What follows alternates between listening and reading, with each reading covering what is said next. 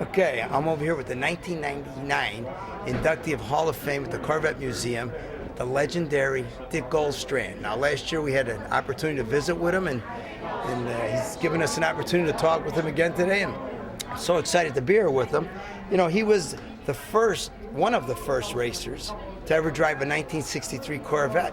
And I could only imagine what that was like since he started out with a 56 Corvette straight axle. And I'm going to ask him those questions. Hey, it's nice to see you. Good to see you. Thanks for coming by.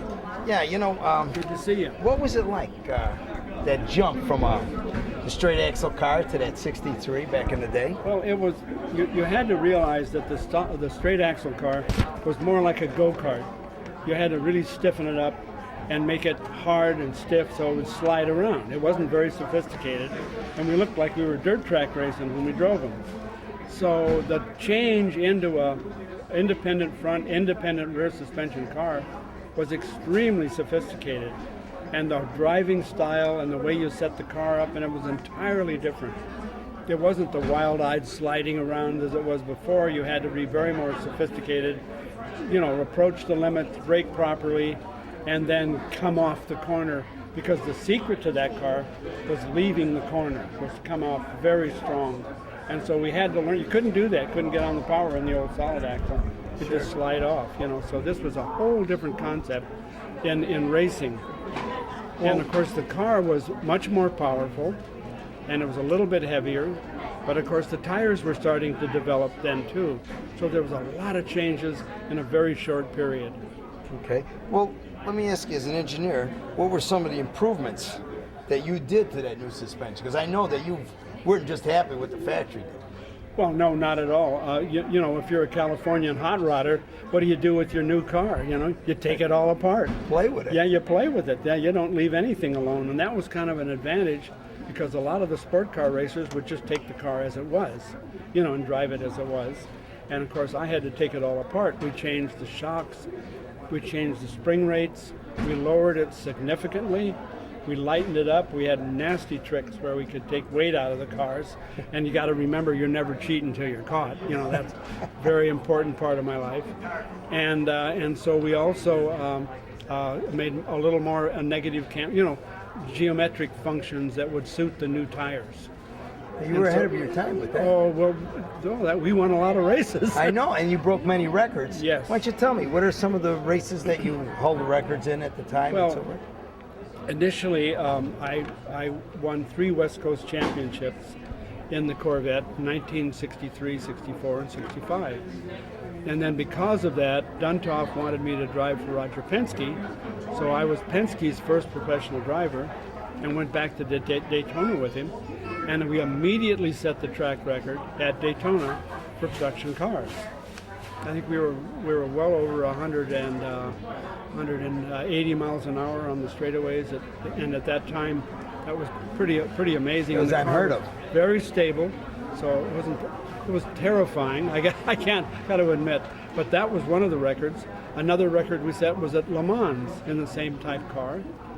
And of course, in between that was Sebring, and we set the record at Sebring. So those cars were significant race cars of that era. They weren't just local hot rods, they were international champions. Okay, I know you raced for Penske. Who are some of the other teams you've raced for? Well, the first one was for Bear Chevrolet, and High Bear was a Chevrolet dealer in Southern California, and a very, very sharp guy, and wanted to get into the Corvette business, so he was my first car owner and sponsor. And I drove for him for probably about 4 years. And then I drove for Penske for about almost 2 years.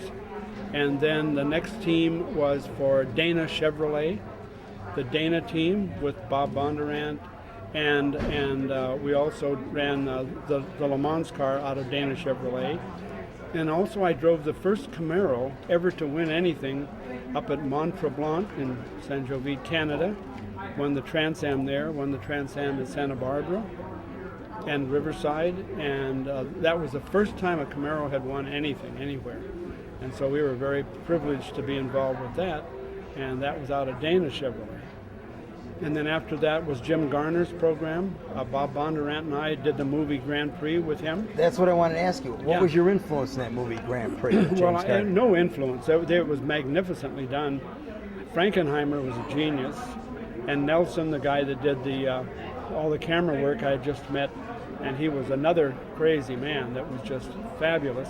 And so out of that came a lot of exciting technology and a brand new friend named Jim Garner. And he wanted to do more racing and things afterwards. What do you do for an encore, you know? Exactly. He was so exciting.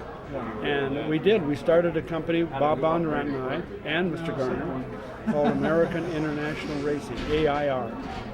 And those cars, in fact, are around here now. And well received now as historical race cars. Now, what did you do in that movie, though? Didn't you kind of coach them on how to drive the cars and so forth? Well, actually, no. Bob Bondurant did that sort of thing. I was primarily on the sets and setting up cars and working in the United States, where Bondurant was in Europe.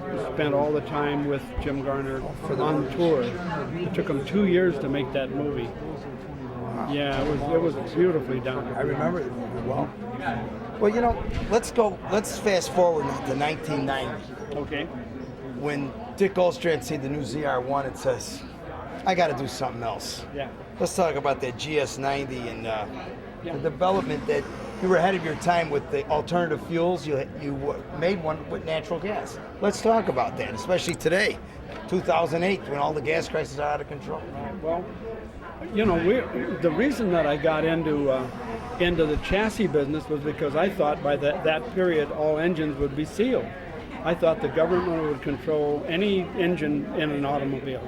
So I got into the chassis business and wasn't too heavy an engine, but when all of a sudden there's a big gas crunch and we have to look at alternative fuels, I would approach the Southern California Gas Company and said, I can do a program for you if you want to go on tour and do some exciting things with CNG. And so the head of that program really caught on to that. He just loved the idea. So we built the first GS90, which was based on a ZR1 platform and the engine, ran it on CNG. And Stuart Van Dyne did the development work on the engine, put out 420 horsepower, and which I thought was very significant and was dead clean. We had a motto. It says you can put your lips around the tailpipe. So you were green in 1990. Oh yeah, absolutely. Okay, and what kind of mileage did it get? Not very good, because it takes almost 2/3 more CNG to run an engine, and so you have to have big tanks and high pressure. Got to be somewhere between 6,000 and 8,000 pounds in a tank, and then you let it, effervesce and then use that outgassing. So it's very involved. It wasn't practical for the car, although it definitely demonstrated the capabilities and did exactly what the gas company wanted, was to show off in a very exciting way their capabilities. So we did. We toured all over the United States. And I seen the car at the museum when you had it there. Yes. It was amazing. Yeah, we had a lot of fun with that. Okay. I can't help but believe that the GS90 you built, the design on it, was like a prototype for the Viper. There's a lot of similarities there. Did they kind of like take your design, or the same guy design it? What was the story? No, really it wasn't. The ambiance and the perks and stuff that you saw on that was actually the work of a guy named Steve Winter. And Steve Winter was a top-notch designer, and he picked up all these little nuances and put them into the car. And you got to remember, this was done in 1990. So the Viper wasn't even thought of then. So anything that came off of that car was on the Viper was their end of it, not our end of it. Well, that's what I was thinking. They saw that car. But the reason we did that, and it was in conjunction with Chevrolet, was to keep the ZR1, the LT5 engine going. Because they wanted it beyond the Corvette, they wanted it to keep going. So we built this car, everybody loved it. Oh, it was something. And we were excited about it. We built a number of them and went back to Chevrolet to start production. and they're all new people. Nobody knew who I was. Dick who? You know, what are you doing You gotta here? be kidding me. No, they had my name on the valve covers over at Mercury Marine on the ZR1s. And they didn't know who you were. And they didn't know who I was. So that was... So let's put it, they're not car guys if they didn't know who you were. I was reading Car and Driver at 8 years old. Yeah, different group. But anyway, we built enough to... We learned how to make a small fortune. You start with a large fortune and build a few cars, and you end up with a small fortune. Fortune. Is that how that Yeah. works? That's basically what I'm doing right now with my website. But let me ask you a question. Have you driven that new ZR1? No, I haven't driven it. I've seen it, I've looked at it, but I've not driven it. Okay. But anyway, before I drove it, we developed a car called the GSRT, which is a takeoff on a Z06. We use a base Z06, 07 or 08. Take the top out of it, make a Targa top, and put a 600 horsepower Traco engine in it. And this beautiful hood and wheels and interior and a roll hoop. And it's absolutely, you'll be reading about it. It's a gorgeous car. Well, we're going to be hearing about it on And you're going to be Investor.com. hearing right now. And it's now for sale. It's called a GSRT. And it's our latest effort, the Guldstrand GSRT. You're going to be sending me some pictures of Oh, that of so I course can put I it will. up on the site and Absolutely. show it off. Yeah, Great. but then that's kind of between the ZR, the new ZR1, Yes. which is going to be probably 150 grand, and then I know they're going to advertise 100 grand, but by the time the dealer gets done taking you apart, Yeah, that's right, 150.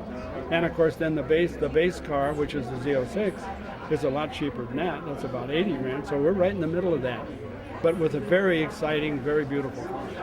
so now that you've seen the ZR1 and you already Yeah. have in motion the Z06, Yeah. what's Dick Guldstrand going to do to the new ZR1?